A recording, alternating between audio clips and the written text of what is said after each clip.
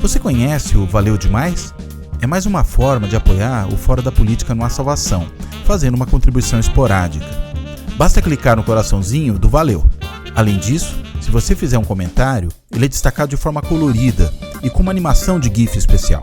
É possível apoiar com o valor que você quiser, basta escolher. A contribuição é feita por meio do Google Pay, usando o seu cartão. Valeu! Fora da Política Não Há Salvação. Um canal e podcast para discutir política. Produzido por mim, o cientista político Cláudio Couto.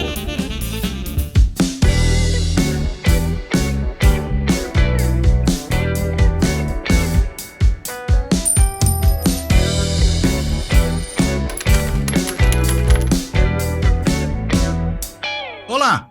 Este Fora da Política Não Há Salvação vai falar de uma mistura muito interessante e muito, vamos dizer assim, forte e ao mesmo tempo talvez perigosa, a gente possa dizer, que é a mistura entre dinheiro e política, ou ainda, se a gente quiser colocar isso de forma mais extensa, entre dinheiro, política e eleições. Afinal de contas, as eleições são, em grande parte, movidas a dinheiro.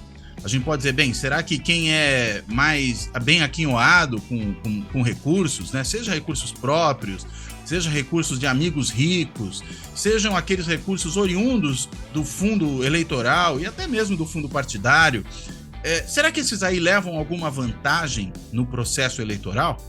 Se levam, em que medida isso acontece? E claro que a gente também precisa considerar todo o dinheiro que tem caído aí em grande quantidade nas mãos de alguns parlamentares por meio do famigerado orçamento secreto, aquele oriundo das emendas de relator, uma situação que sofreu ali mudanças institucionais ainda durante o primeiro biênio da atual legislatura, quando era presidente da Câmara o Rodrigo Maia, mas digamos assim que sofreu uma transformação mais efetiva durante este biênio da legislatura, quando o presidente da Câmara é Arthur Lira.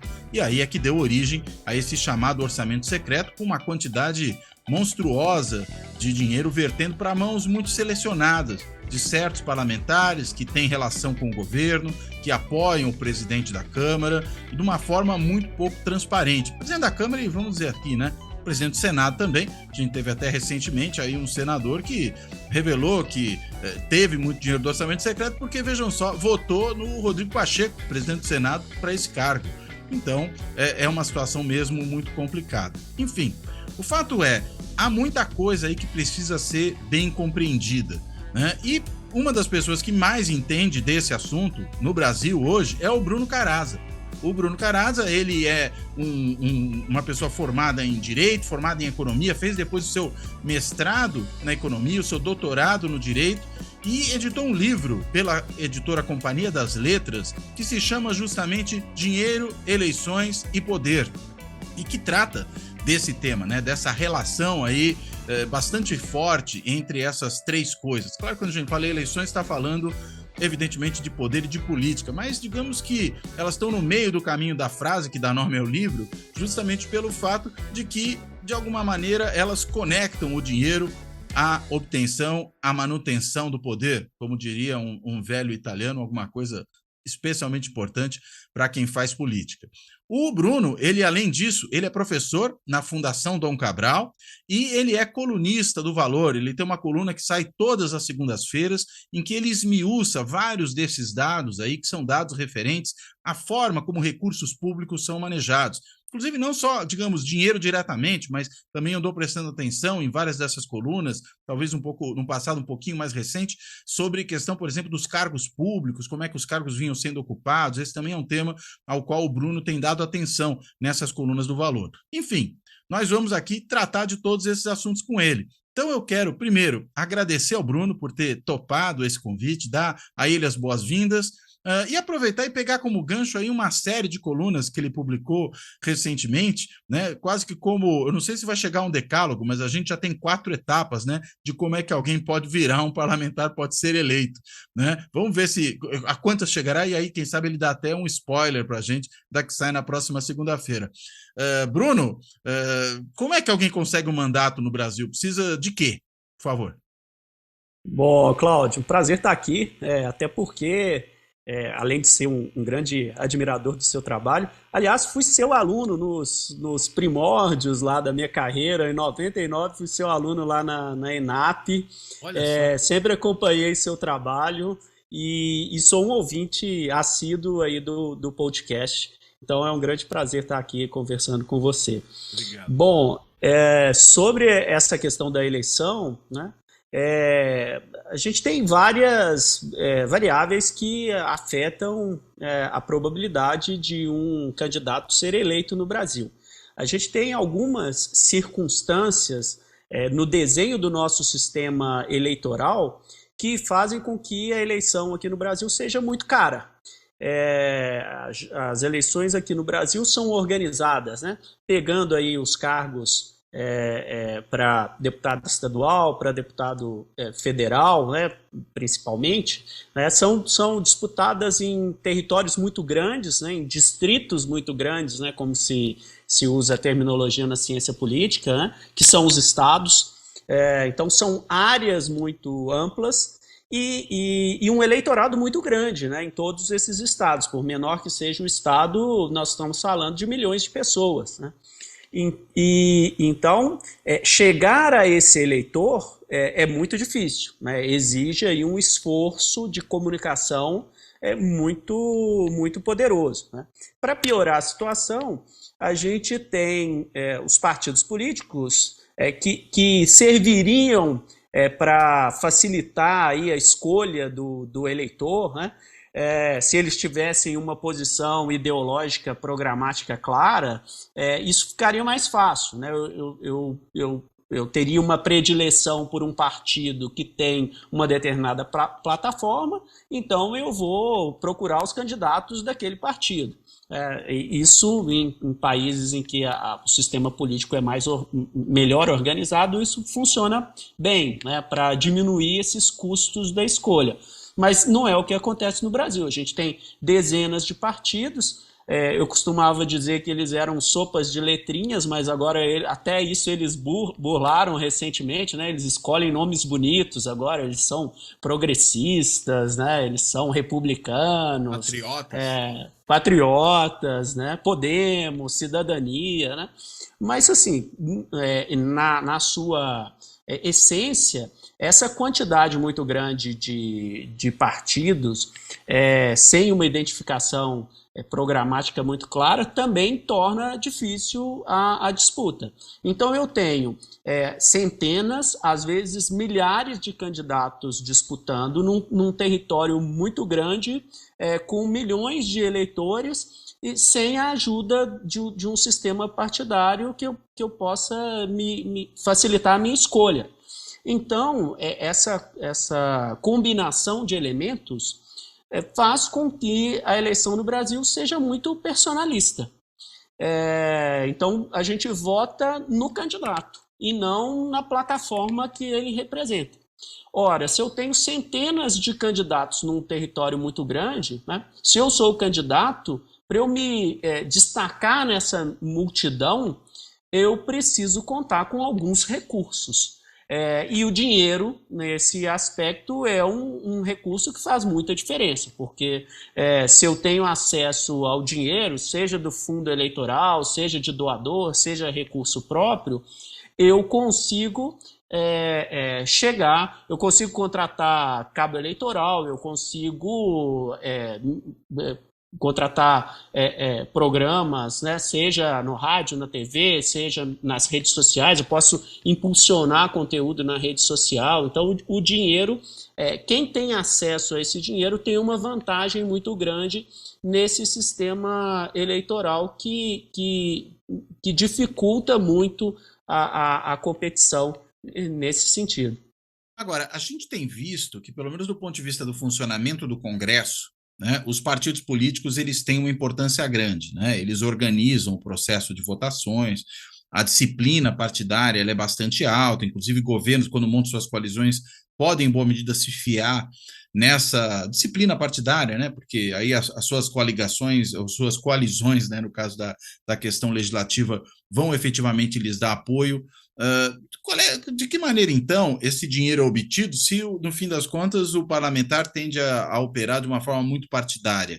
Ou tem algo aí que a gente não está enxergando e que explica esse comportamento para que ele obtenha efetivamente recursos? Ou, sei lá, os recursos vêm do partido porque ele é um deputado bem comportado e aí vai ser premiado por isso. Como é que essa lógica realmente opera? Excelente pergunta, né? A gente não pode desconsiderar o sistema eleitoral com o exercício dos mandatos, né? Isso, ao longo da história, né, essa disciplina partidária, ela é incentivada, né, no Brasil, porque na prática do seu mandato, eu tenho lideranças nos partidos que distribuem esses incentivos ao longo dos para os seus correligionários, né? Quando a gente havia o sistema de financiamento baseado majoritariamente nas doações de empresas, as empresas direcionavam muitos dos seus investimentos no sistema eleitoral para os partidos. E as lideranças dos partidos faziam essa distribuição, essa redistribuição de recursos na eleição seguinte. Então, o próprio sistema eleitoral, tendo em vista a perspectiva de ter acesso ao financiamento, no caso privado, das doações das empresas para os partidos, criava um incentivo para que um parlamentar ele se comportasse de forma disciplinada ao longo do exercício do seu mandato. Fora acesso a cargos, acesso a relatorias, posições do próprio jogo parlamentar. Com a proibição das doações de empresas e a criação e expansão do fundo eleitoral, isso ganhou uma proporção ainda maior. Então, o parlamentar ele tem todo o incentivo a se comportar conforme os líderes dos partidos, porque ele sabe que na eleição seguinte ele pode ser contemplado com um quinhão maior do fundo eleitoral, que vai garantir, vai aumentar as chances da sua reeleição. Então, a própria criação do fundo eleitoral e, como você mencionou na abertura, a instituição também das emendas do relator do orçamento secreto, né? Isso cria um incentivo adicional para que o parlamentar ele se comporte de acordo com as determinações das lideranças do seu partido ou da liderança, né, da própria Câmara e do Senado, ou até mesmo posicionamento em relação ao governo. Aqueles recursos que os parlamentares têm dos seus gabinetes, né? A gente sabe que isso sempre é causa de polêmica, né? Que os recursos da cota parlamentar são recursos bastante vultosos. De vez em quando a gente vê a gente aí gastando gasolina que dá para ir e voltar 4 vezes ao Japão em uma semana, coisas do tipo. De que maneira isso aí também pesa na força, por exemplo, que um incumbente, né, um parlamentar já no cargo, pode ter para ser reconduzido a esse mesmo cargo? Imagino que ele leva uma vantagem comparativa considerável com os seus colegas, os seus concorrentes, vamos colocar assim, que estão fora da Casa Legislativa e não têm esses mesmos recursos, né? Essa vantagem que os incumbentes têm, né, que é aqueles parlamentares que já exercem o seu mandato, eles têm uma vantagem e isso é uma característica do sistema político não só do Brasil, né? Em todo lugar do mundo, quem já está no poder, quem já exerce um cargo, ele leva uma vantagem natural, porque ele tem uma exposição maior na mídia, porque ele tem acesso a possibilidade de destinação do orçamento para suas bases eleitorais. Ele tem, inclusive, uma visibilidade, né, maior, né, quando a gente leva em consideração, por exemplo, TV Câmara, TV Senado, há uma visibilidade maior pelo exercício do cargo, né? Além disso, né, no sistema brasileiro, a gente tem um bônus que é criado por meio dessa cota parlamentar, né, que é um recurso que se disponibiliza tanto na Câmara quanto no Senado, para cada um dos parlamentares, independentemente do partido, né, com uma discricionariedade de gasto muito grande. Então, o parlamentar, ele pode, desde que ele preste contas, ele pode utilizar com combustível, ele pode utilizar com aluguel de imóveis, ele pode utilizar até mesmo para impulsionar conteúdo em rede social. É um bônus, né, que é considerável, tendo em vista que é um recurso significativo, disponível ao longo de todo o mandato. Então, isso permite que o parlamentar tenha acesso a um recurso para fazer campanha durante 4 anos até a sua reeleição. Então, isso também desequilibra o jogo e incentiva aí que a renovação ou que a taxa de reeleição no legislativo brasileiro seja uma taxa considerável, dadas as circunstâncias, né? Imagina que eu tenho dezenas de milhares de candidatos e mesmo assim eu tenho, como a gente teve nas eleições passadas, né, um índice de 50% de renovação. Isso já demonstra que tem uma vantagem muito explícita para quem tenta uma reeleição. Agora, a gente vê, por exemplo, outros sistemas, estou pensando no caso americano, né? Que talvez o emprego mais seguro que você pode ter nos Estados Unidos é ser um membro da Câmara dos Representantes, né? Que é a Câmara dos Deputados dele. O grau de renovação ali é muito baixo. Às vezes é possível defender até que isso ocorra em função, digamos, da profissionalização, da expertise que esses parlamentares vão ganhando ao longo do tempo. A gente não teria uma situação similar aqui? Ou seja, não há um lado positivo nessa renovação não ser tão alta assim do ponto de vista da experiência que esses parlamentares têm, da dedicação que eles podem ter muitas vezes a certas áreas, por exemplo, parlamentar que atua muito frequentemente numa comissão de educação, comissão de saúde, segurança pública, sei lá, a comissão que tiver a ver com o mandato dele. Isso não seria, na realidade, uma vantagem desse ponto de vista? Eu acho que, sem dúvida nenhuma, a profissionalização da política ela é super benéfica e ela é importante para a nossa democracia. Eu, de forma alguma, advogo que a gente tenha que ter uma baixa renovação, uma alta renovação a cada eleição, né? Até porque tem uma curva de aprendizagem muito grande, né, no exercício do poder, né? Você precisa entender como funciona o próprio regimento, ele tem regras muito claras, o próprio entendimento, né, das demandas, das pautas. Então, é um lado importante a profissionalização da política. Acho que há uma vantagem, é importante que haja uma vantagem no exercício do cargo. Por exemplo, eu não advogo que o fundo eleitoral seja dividido em formas igualitárias para todos os candidatos. Não faria sentido. Acho que essa lógica de o partido determinar, né, quem são, né, suas cabeças e, inclusive, prestigiar quem já exerce o cargo, acho que isso faz sentido, é natural e, de uma certa forma, é até importante, né? A grande questão no Brasil é que é muito desigual esse processo, né? As vantagens, elas são muito exageradas, né?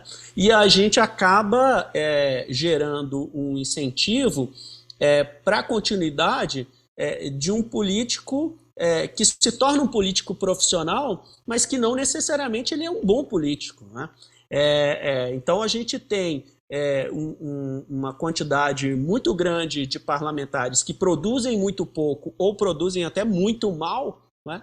E porque eles têm acesso a esse volume muito grande de recursos, eles acabam se perpetuando no poder, o que torna complicado a qualidade do nosso legislativo, né? E olhando pelo lado contrário, né, olhando pelo lado da competitividade do próprio sistema eleitoral, essa concentração de recursos nas mãos de poucos, né, e nas mãos das grandes lideranças e nas mãos de quem já está no poder, acaba se tornando uma barreira à entrada de novos líderes, né, de pessoas que possam ter excelentes visões, excelentes propostas, que tenham um padrão ético muito louvável, mas que, por não terem acesso a esses recursos,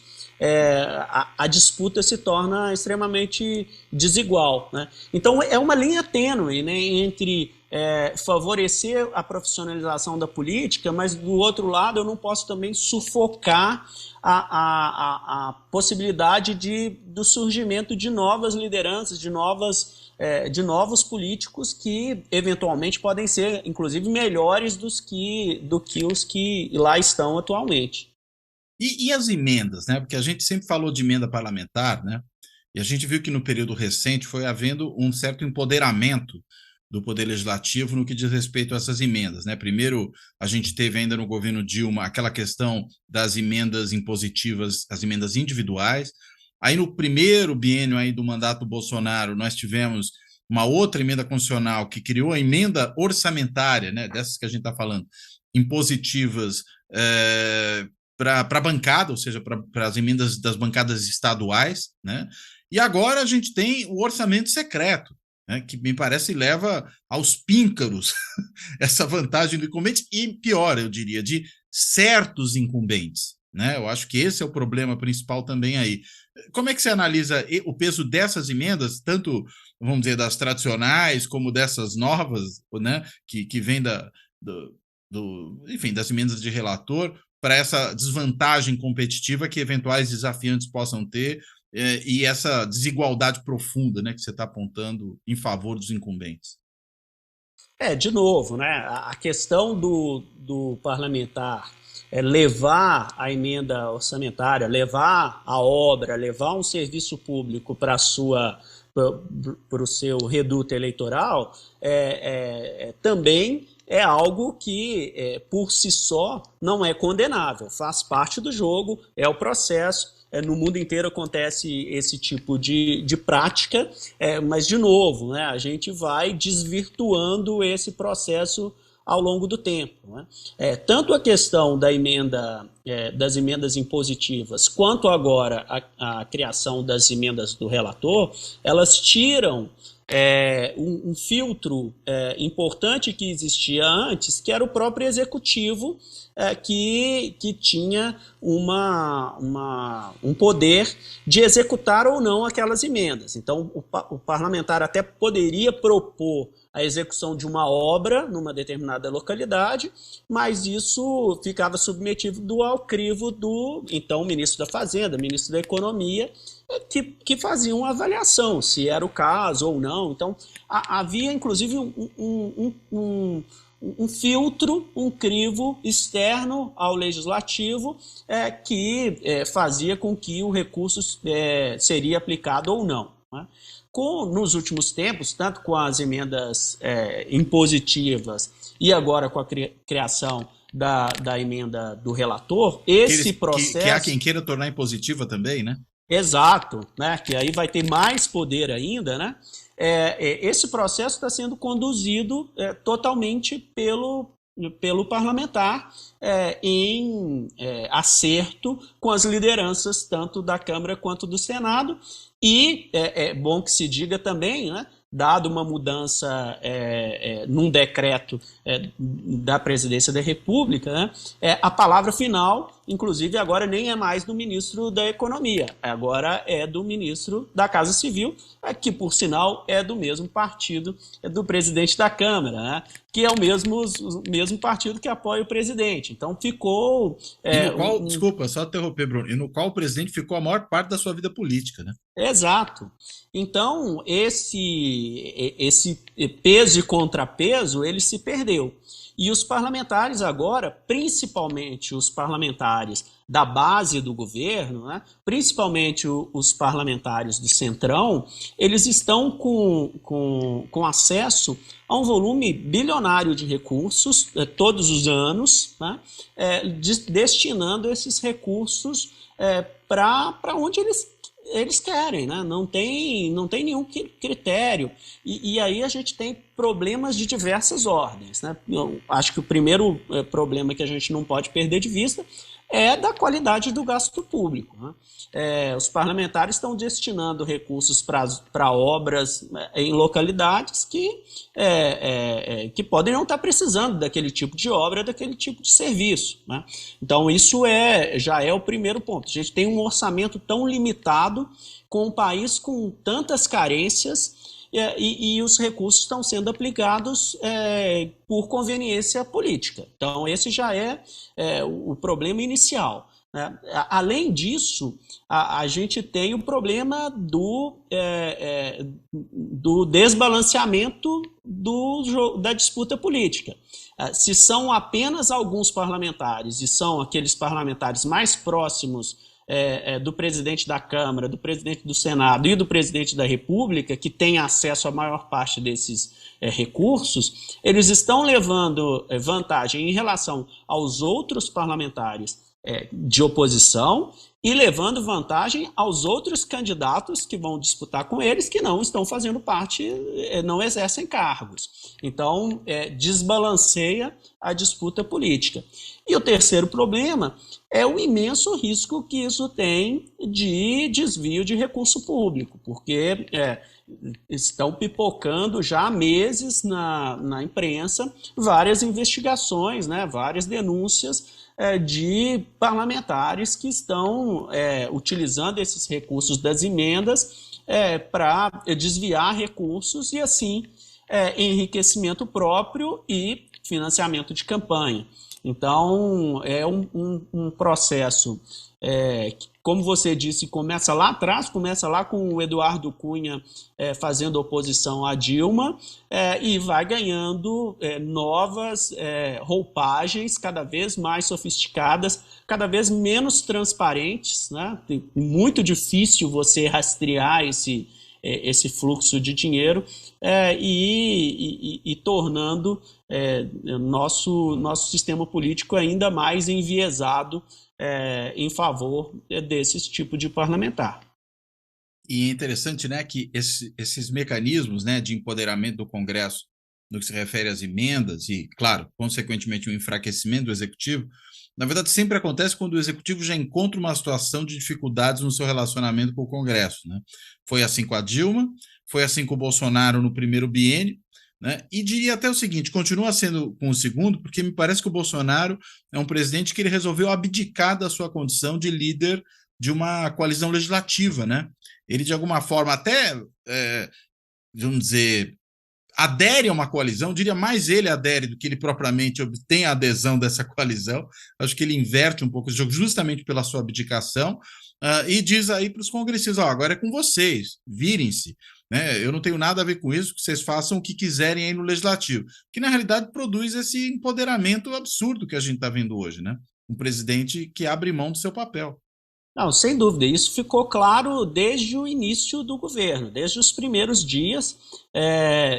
O Bolsonaro tinha tudo para governar com um amplo apoio, né? Se você analisa o perfil do Congresso, que foi eleito em 2018, é um perfil muito similar ao perfil do Bolsonaro. É um Congresso, talvez, dos mais conservadores que a gente tenha visto aí nos últimos tempos, com um amplo apoio para uma pauta aí do Paulo Guedes, né, em termos de condução de reforma da Previdência, reforma administrativa, privatizações. Acho que tinha um amplo apoio.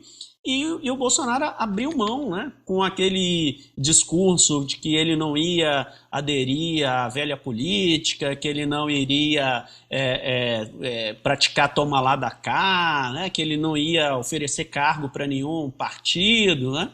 E eu me lembro muito bem no início do governo, quando foi apresentada a proposta da reforma da Previdência para o Congresso. Numa entrevista, o Bolsonaro falou: olha, a bola está com o Congresso, nem venha me perguntar sobre reforma da Previdência, agora é com o Congresso. Então, essa foi uma postura do Bolsonaro, desde o início, de abrir mão de utilizar esses instrumentos que a própria Constituição confere para o presidente da República, né? O poder de nomeação, né, de compor o seu gabinete, o poder discricionário sobre a execução orçamentária, o poder de editar as medidas provisórias, né, de ter aí a iniciativa para propor PECs, nada disso ele exerceu, né? Tanto que quando você vê todos esses indicadores, uma discrepância muito grande em relação aos seus antecessores. E quando a situação dele se complica ao longo da pandemia, ele, então, abre mão de vez, né, de qualquer tipo de liderança que poderia existir, e aí, a velha história, né, em política não tem vácuo, né, não tem vazio de poder na política. Isso foi ocupado aí pelo Arthur Lira, que, entre outras coisas, ele turbinou as emendas de relator a níveis sem precedentes na nossa história. Que deixaram de ser aquelas emendas para fazer pequenos ajustes de texto, né, pequenas correções, passaram a ser um novo orçamento, né? Um orçamento paralelo, né? Isso. Sim. Exatamente. E é interessante que não é só que ele abre mão de poder, né, o Bolsonaro, quando faz isso, mas ele, na realidade, deixa de assumir certas responsabilidades que são do presidente da República como líder dessa coalizão legislativa. É uma incumbência dele fazer isso, né? Sim, tem uma série de atribuições do cargo, né? Você não pode lavar as mãos e terceirizar isso para o legislativo, né? Não temos um parlamentarismo no Brasil, né? Ele não é um chefe de Estado, né? Não, e mesmo que ele tivéssemos, é o chefe de governo, né? Porque aí teria que ser o chefe da maioria legislativa, o primeiro-ministro, né? Ele acaba não fazendo nenhuma coisa nem outra, né? Agora, uma coisa interessante, voltando um pouquinho só para aquele tema da renovação, numa dessas colunas recentes, você aponta que a renovação talvez não seja tão alta quanto ela pareça, né? E você aponta um dado interessante, você fala, olha, 80% aí dos parlamentares que são eleitos, eles na realidade já ocuparam outros cargos eletivos ao longo da sua trajetória, né? Por que você acha que isso a gente não pode chamar de... Eu não estou nem pensando os que voltam, né? Os que saem e voltam, mas, por exemplo, que foram deputados estaduais, vereadores, prefeitos, sei lá. Ainda assim, você acha que não é o caso da gente considerar isso uma renovação? Acho que isso a gente precisa ler isso com cuidado, né? Eu quis provocar essa discussão, né? Porque é um dado muito repetido. Eu mesmo já utilizei ele, inclusive na nossa conversa aqui hoje, né? Que houve uma renovação de 50% da Câmara em 2018, né? Mas a gente precisa ver com cuidado, né? Esses 50% se referem a pessoas que não eram deputados federais na legislatura anterior. Então, se eu pego aí os 513 deputados que foram eleitos em 2018, metade deles eram deputados federais que foram reeleitos. E a imprensa diz, a gente repete que... Então aí já chegou a 75%, né? Houve uma renovação de 50%, mas na verdade não houve, porque, por exemplo, nessa conta de renovação estão, por exemplo, a Aécio Neves e a Gleice Hoffmann, que eram senadores e abaixaram, né, de nível e foram eleitos deputados federais. Ora, isso não é renovação, é continuidade, né? E a gente tem downgrade, né, de certa maneira. Exatamente. Foram espertos, né, viram que a para onda sobreviver, era né? para sobreviver, né, instinto de sobrevivência, né? E a gente tem um contingente muito grande aí nessa dita renovação, que são ex-governadores, que são ex-prefeitos de capitais, que são deputados estaduais, que são vereadores, que foram eleitos em 2018. Isso não necessariamente é ruim, né? De novo, faz parte da profissionalização da política. Se eu começo como vereador, depois eu viro deputado, eventualmente eu sou prefeito, governador, eu chego como um parlamentar no Congresso, eu tenho uma bagagem, eu tenho uma experiência que é importante, né? Porém, esses detentores de cargos de deputado estadual, de vereador, de prefeito, eles chegam ao Congresso também turbinados pelos valores do fundo eleitoral. Então, são ex-prefeitos, ex-deputados estaduais, ex-governadores, que receberam aí 2 milhões de reais, 1 milhão de reais, né? 500 mil reais, né? Para bancar suas campanhas, né? Então, de novo, é renovação? É renovação porque eles não eram deputados, mas eles não deixam de ter tido um empurrão muito grande do sistema político, né? Assim como também eu não computo como renovação parentes de políticos tradicionais, né? Que foi até o tema de outra coluna, né? Que é um trunfo dos bons, né? Pois você já tem um berço político, e de novo, é importante? Ajuda? Claro, a pessoa nasceu na política, ela respira política, ela, desde criança, ela debate política. Não necessariamente isso é ruim, pelo contrário, isso é bom. Mas essa pessoa, ela tem vantagens, inclusive financeiras, porque temos filhos, filhas. Esse foi um fenômeno muito particular de filhas, esposas e mães de parlamentares nas eleições passadas, porque o Tribunal Superior Eleitoral determinou que 30% dos recursos do fundo eleitoral fossem aplicados em candidaturas femininas. E a maior parte dos partidos concentrou esses recursos, então, em filhas, em esposas, em ex-esposas, em mães desses políticos. Então, é uma novidade? É uma renovação? Mas a gente tem filhas de parlamentares que receberam 2 milhões de reais do fundo eleitoral para fazer campanha.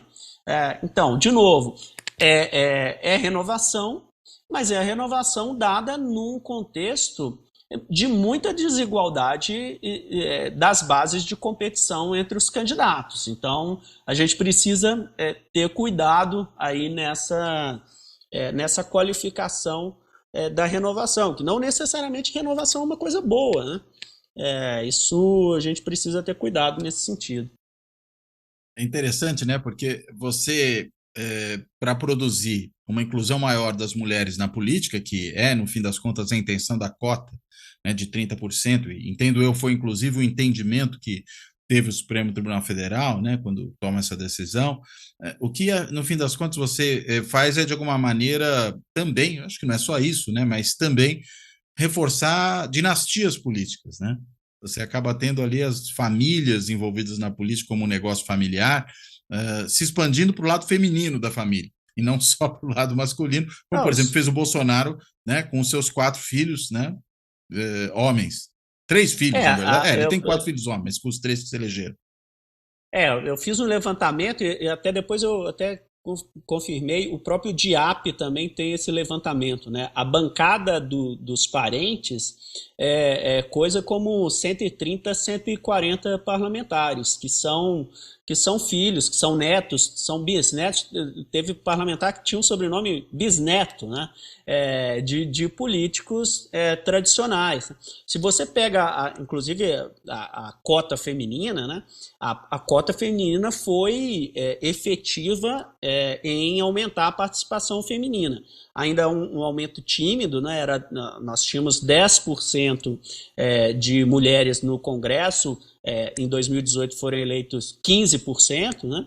É um número ainda muito baixo, né? Um número inferior a de vários países árabes, muçulmanos, né? Em que a mulher tem uma posição muito, muito complicada na sociedade, né? Muito discriminada.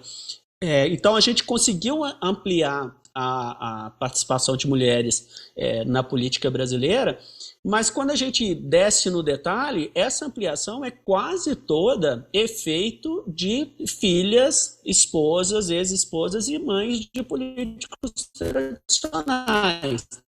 Então, houve ganho na participação feminina? Houve, mas será que é um ganho efetivo que vai fazer uma diferença em termos de políticas públicas para as mulheres, né? Porque quando a gente vê o critério de distribuição dos partidos desse recurso para as candidaturas femininas, a gente vê que mulheres, principalmente mulheres novatas e mulheres negras, né, em geral, são discriminadas na distribuição desses recursos. Então, é uma política louvável, é uma política bem intencionada, mas ela precisa de ajustes, ela precisa de uma regulamentação para que essa política não seja desvirtuada para produzir não o aumento da inclusão feminina, mas sim a perpetuação de famílias no exercício do poder. E os muito ricos, hein?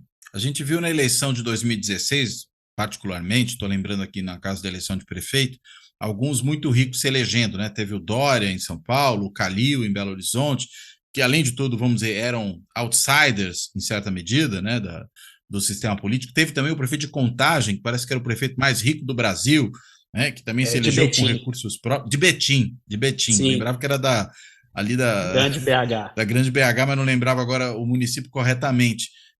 E aí, qual é o peso disso? Porque também tem os deputados, né, que tem muita grana própria, né? Numa dessas colunas você também traz ali um gráfico, né, que mostra o quanto de dinheiro próprio. Aparece aquela deputada do Distrito Federal, né, que Paula Belmonte. Paula Belmonte, isso, né, que é a esposa daquele construtor, que é uma coisa muito doida, eu acho, porque é muito curioso que é uma deputada de um partido supostamente centro-esquerda, que é o Cidadania, mas que é bolsonarista, né? E o marido também é bolsonarista, né? Até foi o marido articulou o partido né? Isso, o Aliança pelo Brasil, o partido do 38, né? E qual é o peso disso, hein? Da riqueza própria? Porque também não tem limite para isso? Pois a gente vivenciou essa eleição de 2016 foi interessante, que foi uma eleição que foi um limbo, né? Porque que foi a primeira eleição depois da proibição das doações de empresas e foi a eleição anterior à criação do fundo eleitoral. Então, foi uma eleição em que os partidos não tinham tanto dinheiro, né? E quem tinha dinheiro próprio levou vantagem. Então, tem vários casos de milionários que se elegeram até aproveitando essa onda, né, da antipolítica, né, da Lava Jato, né, dessa coisa do slogan, né, eu não sou político, eu sou gestor, né, que foi explorada bastante por esses novos políticos que surgiram aí em 2016. Né? Em 2017, então, a gente tem a criação do fundo eleitoral, que dá uma vantagem muito grande para quem é próximo às cúpulas partidárias, como a gente já falou aqui, e como furar, então, esse desnível de competição produzido pelo fundão eleitoral. Uma das formas é você bancar a sua própria campanha, né?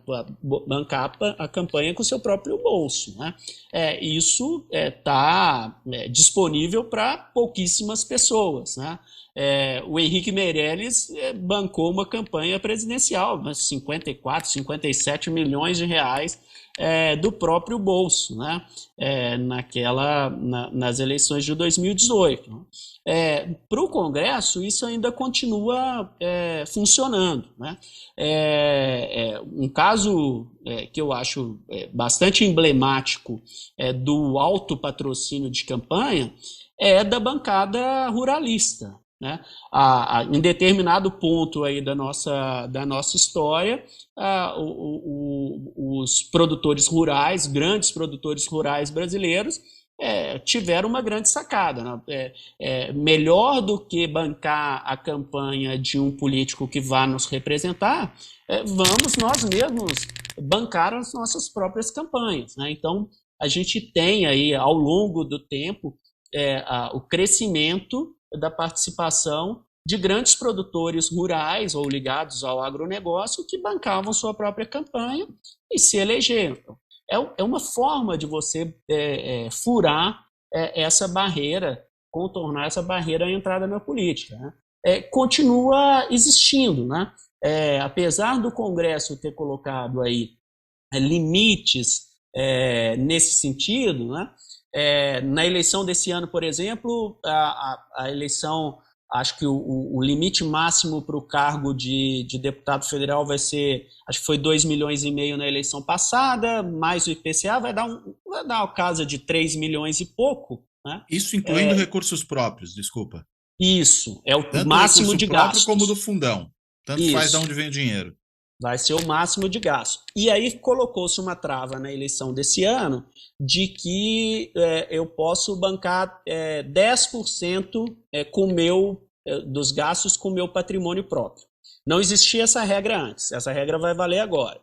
Então, dos 3 milhões e pouco da campanha, o candidato vai poder bancar aí 300 mil reais do próprio bolso, o que é dinheiro pra caramba para um cidadão comum. Né? Imagina uma pessoa que quer entrar na política, ela, além de disputar com quem tem acesso ao fundão, ela vai disputar com alguém que está disposto a bancar 300 mil reais na campanha. Né?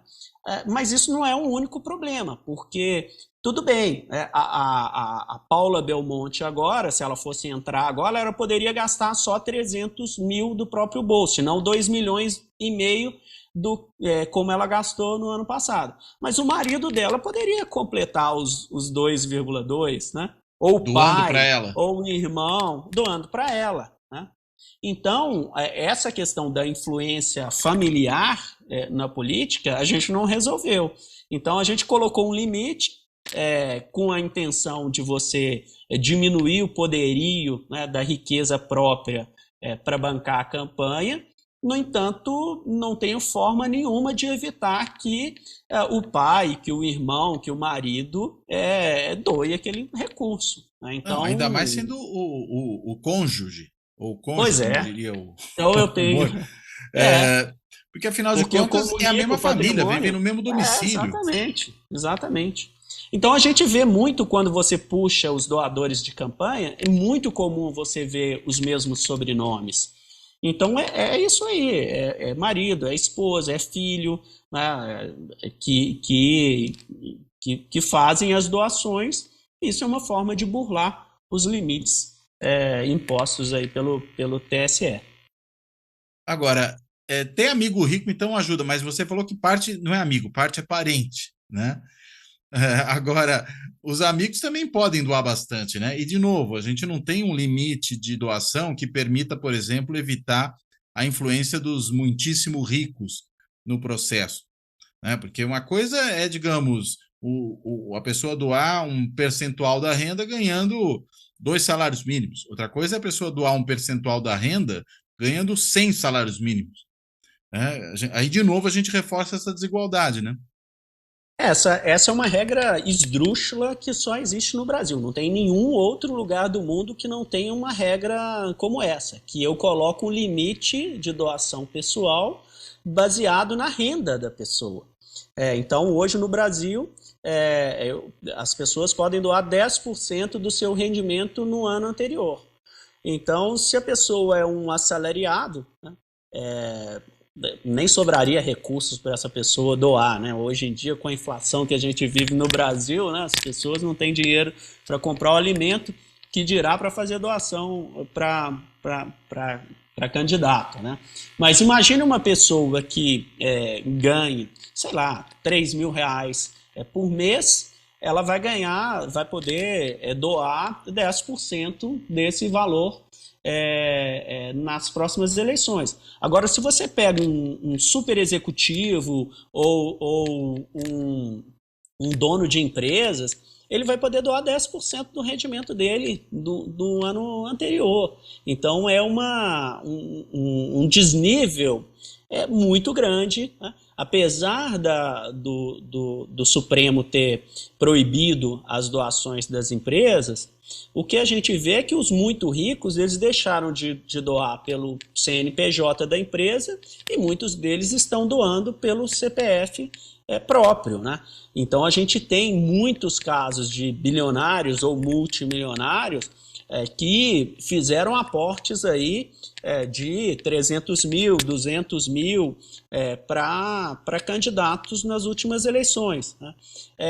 É uma forma de se furar também a vantagem da classe política. Então a gente tem vários parlamentares novos que foram eleitos aí em 2018 que recorreram a esse tipo de doação, que é lícita, para se eleger, né? A gente tem a Tabata Amaral, tem o Vinícius Poit, tem o Felipe Rigoni, muitos deles, inclusive, que bons parlamentares, fizeram bons trabalhos ao longo desse mandato, mas eles só chegaram lá porque eles conseguiram ter conexões com executivos, com empresários, com a elite econômica brasileira que bancou suas campanhas, né?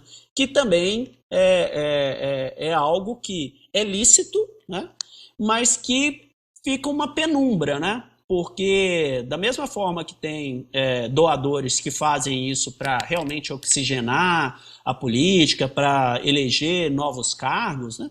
Tem gente que faz isso para influenciar a política em benefício próprio, né, por meio da aprovação de projetos, né, como a gente existia antes, quando as doações de empresas eram permitidas, né? Então, nesse contexto, faltou ao Supremo avaliar essa questão da influência econômica nas eleições de uma forma mais abrangente.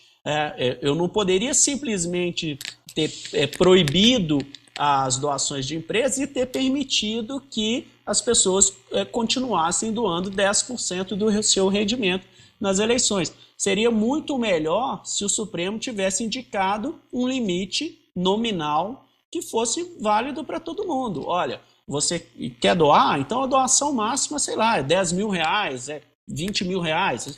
Podemos discutir o volume, mas permitir que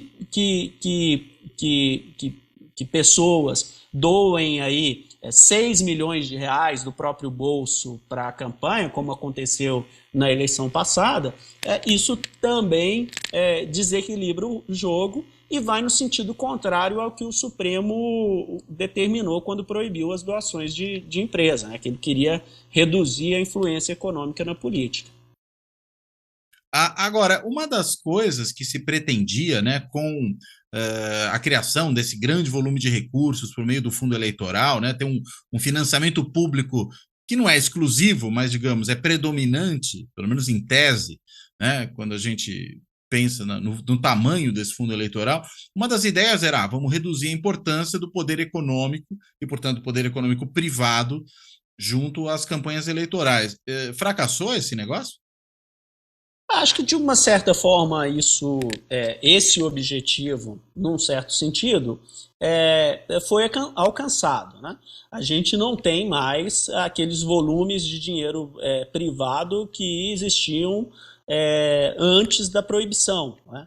A gente teve aí a eleição de 2014, foi uma eleição foi a mais cara até então da história, né? Naquela época foram 5 bilhões de reais, em que 70% desse dinheiro veio de doações de empresa, e se a gente desce no detalhe do dado, né, desses 5 bilhões de reais, em torno de 3 bilhões de reais, 60% desse recurso, que bancou as campanhas de todos os candidatos para todos os cargos de todos os partidos em 2014, veio de pouquíssimos CPFs e pouquíssimos CNPJs, coisas de 300, 400 CPFs e CNPJs. Então, é uma concentração assim, muito brutal de CPFs e CNPJs que faziam doações acima de R$ 1 milhão. Então, eram doações muito significativas e que, ao longo do tempo, né, nas várias denúncias que a gente acompanhou, eu tenho várias críticas à Lava Jato, né? Mas a gente não pode esquecer que os elementos factuais que foram trazidos, né? E muitas evidências, não só nos depoimentos, mas dados mesmo de transferências bancárias e tal, mostrando que parte expressiva dessas doações tinha interesse muito concreto, né, na aprovação de medidas, na tomada de decisões, tanto do Executivo quanto do Legislativo. Ao proibir as doações de empresas, a gente, de certa forma, pelo menos você conteve, de uma certa forma, essa prática, né? Mas a gente também não tem uma medida de que forma isso continua ocorrendo nos subterrâneos da política, né? Que é o efeito colateral da medida, né? O Supremo proibiu as doações de empresas, mas desde então a gente não teve nenhuma medida para, por exemplo, facilitar a investigação e o combate ao Caixa 2 de campanha. E a gente não sabe quanto do dinheiro dessas grandes empresas que eram doadas legalmente, quanto isso continua abastecendo aí o sistema político no submundo das doações ilícitas, né? Então, eu costumo dizer que a decisão do Supremo ela foi incompleta. A gente precisava ter tido a coragem de adotar medidas de combate ao Caixa 2 que não foram tomadas. Pelo contrário, foram inclusive fragilizadas ao longo dos últimos tempos, né, com inclusive o enfraquecimento dos órgãos de controle, né, como o Ministério Público, como o TCU, como a própria Polícia Federal. Agora, quem é que vai sair ganhando mais com isso, né? Porque a gente vê que o Centrão, hoje, em boa medida, por meio desses mecanismos todos que a gente discutiu aqui, né? Inclusive o orçamento secreto, se empoderou tremendamente na atuação legislativa, né? Inclusive regimento da Câmara, por exemplo, uma coisa que já não tem a menor importância, o Arthur Lira faz o que bem entende, né? E no controle de todos esses recursos, inclusive do orçamento secreto, mas também do fundão, né, os partidos que têm muito acesso a recursos e que estão localizados no Centrão certamente vão ser beneficiados disso. O que a gente pode esperar para o próximo Congresso? Uma bancada do Centrão ainda mais forte, ou pelo menos, ou talvez ainda maior do que essa que a gente encontra hoje? Porque aí o próximo presidente, seja ele quem for, e supondo que não seja o Bolsonaro, vai estar numa situação muito difícil, né? Bom, a gente pode pensar aí nesses números, né? O fundo eleitoral ele era 1,7 bi nas eleições passadas e agora vai para quase 5 bi. Além dele, tem mais 1 bi de fundo partidário. Então, eu tenho 6 bilhões de reais que estão na mão dos partidos, né? Se a gente considera os três principais partidos que hoje compõem o Centrão, né? Lógico que tem outros partidos, mas o grosso do Centrão é basicamente PP, PL e republicanos, né? Eles têm mais ou menos um quarto a um terço desses 6 bilhões. Então, em números redondos, eles têm aí 2 bilhões para bancar as campanhas nesse ano. O orçamento secreto gira em torno aí de uns 20 bilhões nesse ano, né, que estão sendo distribuídos à revelia do Arthur Lira, principalmente, mas também do Rodrigo Pacheco. O grosso desse recurso está indo para parlamentares do Centrão, né? Então são tem essas duas forças atuando em favor do Centrão. Saindo um pouco da questão do financiamento de campanha, vamos pensar então em quem consegue se eleger sem acesso a dinheiro, que é basicamente no Brasil evangélicos e militares, né? São políticos que têm um reduto eleitoral, gente de mídia, né? Celebridades, exatamente. Então a gente pega aí esse grupo de candidatos que eles não dependem de dinheiro, porque ou eles já são famosos ou eles têm um eleitorado muito cativo, muito fiel, né? O grosso dos candidatos evangélicos e militares também estão associados, né, são candidaturas ligadas aos partidos do Centrão e aos partidos que apoiam o Bolsonaro. Então, essa força também tende a crescer, né?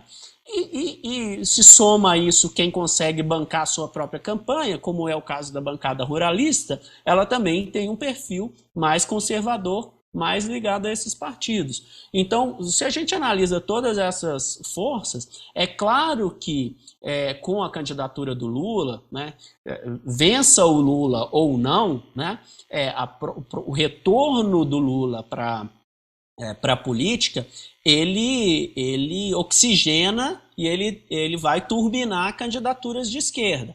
Mas não tenho expectativa de que a ascensão do Lula, e mesmo que ele vença as eleições, vai fazer com que os partidos de esquerda elejam muito mais do que 200 parlamentares, né? Isso vai ser uma surpresa se elegerem, sei lá, 250 parlamentares. Acho muito difícil. Hoje são 120 no máximo, né?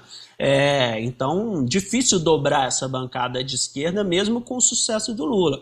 Então, quando a gente olha, posso estar enganado, mas quando a gente olha as forças atuando nessas eleições, seja pelo fundo eleitoral e partidário, seja pelo orçamento secreto, seja pelos evangélicos, pelos militares e a bancada ruralista, a tendência é que se eleja um centrão até mais forte para o ano que vem. O que vai ser um grande desafio, seja para o Bolsonaro, caso ele consiga se reeleger, ele vai estar ainda mais na mão do Centrão, seja, no caso da eleição do Lula, como é que ele vai conseguir lidar com uma bancada ainda mais conservadora e pior, né, mal acostumada com esse volume de recursos, né, porque agora que você criou o orçamento secreto e está distribuindo aí bilhões para parlamentar, vai ser muito difícil você estancar esse processo. Isso vai exigir muita habilidade política e vai ser um grande ponto a se observar como vai se comportar um eventual governo Lula diante de um Congresso que aparentemente vai ser ainda mais conservador no ano que vem. E tudo isso tem conserto, Bruno? Dá para a gente corrigir esse negócio em algum momento? Você vê soluções adicionais para isso? Complicado, né, Cláudio? Eu acho que essa situação não é uma situação conjuntural, né? Retomando lá o início da nossa conversa, né? Essa situação nasce de um sistema eleitoral que acaba gerando uma série de vieses no jogo, acaba desequilibrando o jogo, acaba dando muito poder, muita arma de fogo para quem já exerce esse poder.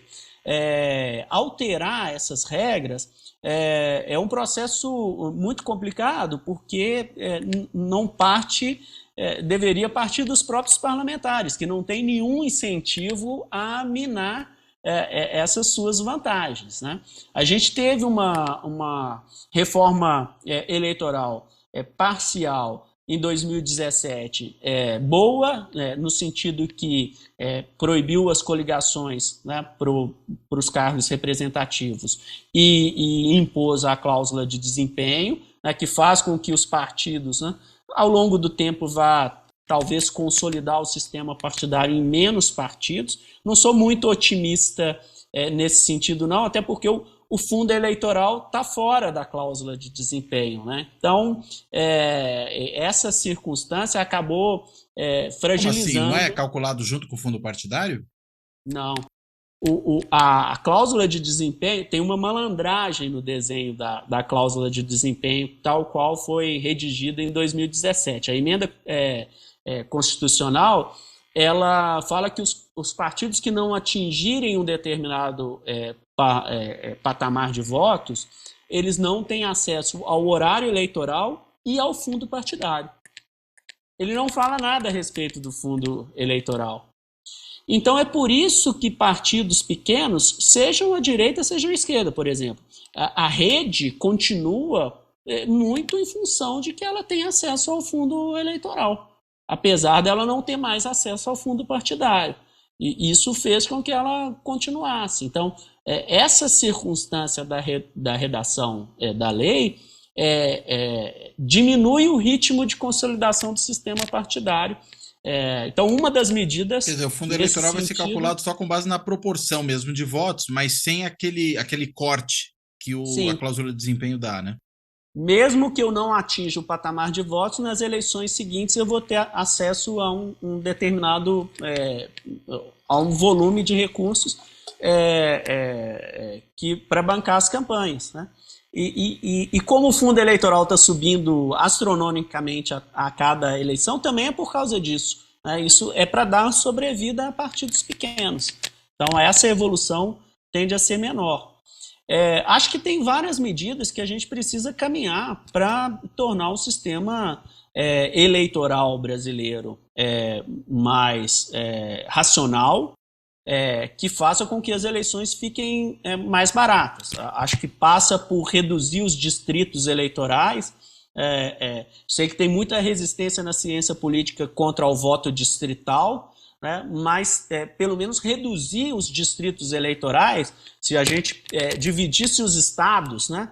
E sei lá, elegesse alguns parlamentares por regiões dentro do estado, isso já tornaria a eleição mais barata, né? Você fortalecer proporcionalmente o quociente eleitoral, né?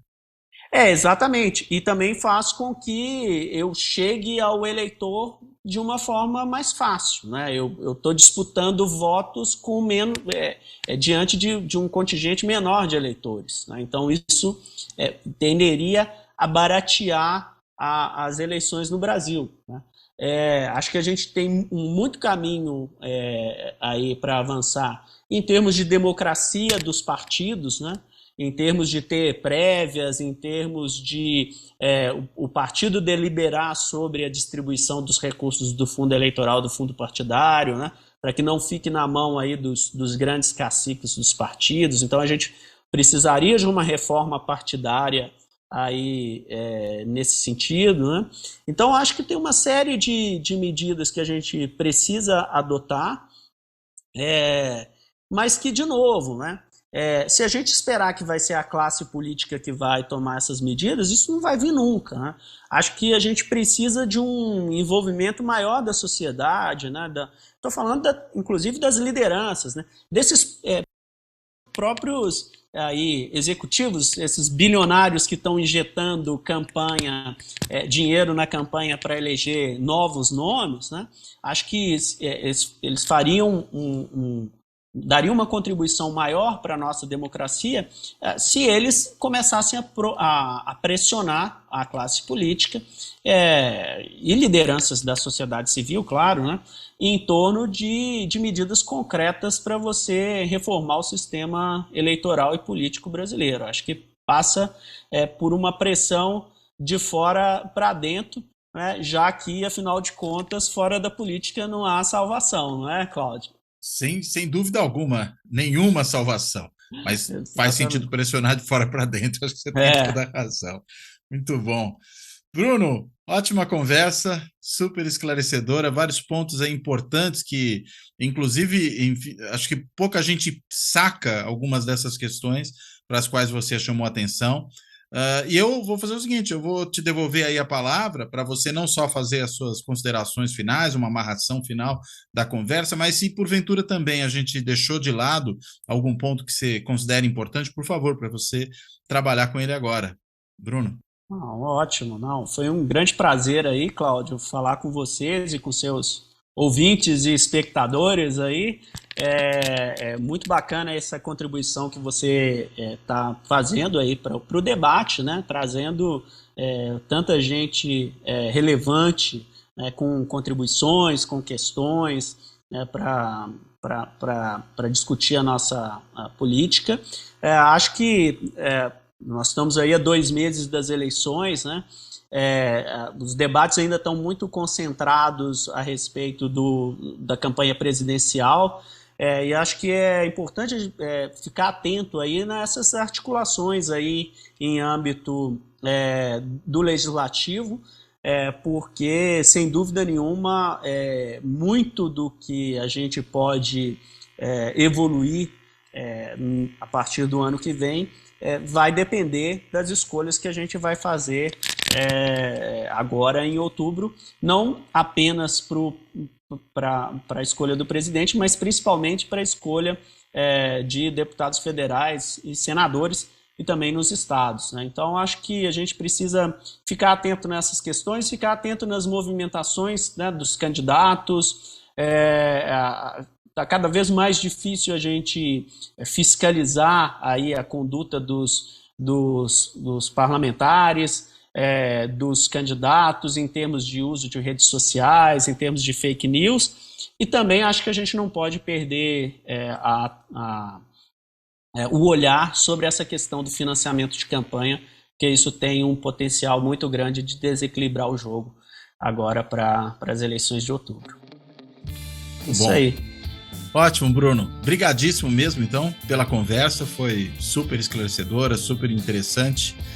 E eu quero, então, agradecendo ao Bruno por topar essa conversa, por trazer tanto esclarecimento para nós sobre esse tema, fazer aqui o encerramento desse episódio e, como eu sempre faço, agradecendo a quem acompanha o canal no YouTube, a quem ouve o canal nos podcasts. Eu quase falei assiste, porque agora o Spotify também lá permite que haja vídeo no Spotify, então dá para assistir também o episódio no Spotify. É novidade, agora tem esse negócio também. Bacana. Né? Dá para assistir, então um videocast, de certa maneira, quando a gente olha para o Spotify, né? Os outros ainda não tem, mas no Spotify já tem essa possibilidade.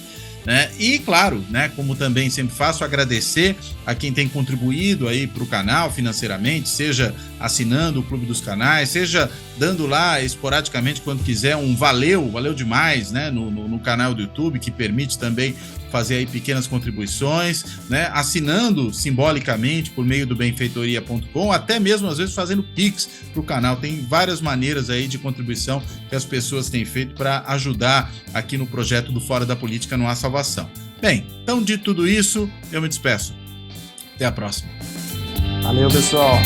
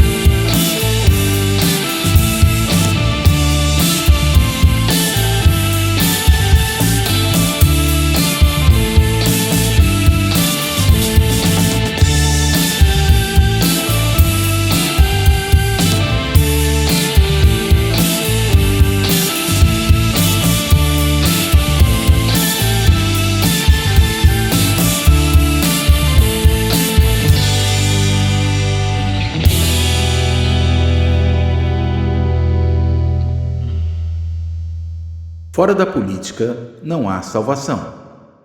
Um canal e podcast para discutir política. Produzido por mim, o cientista político Cláudio Couto.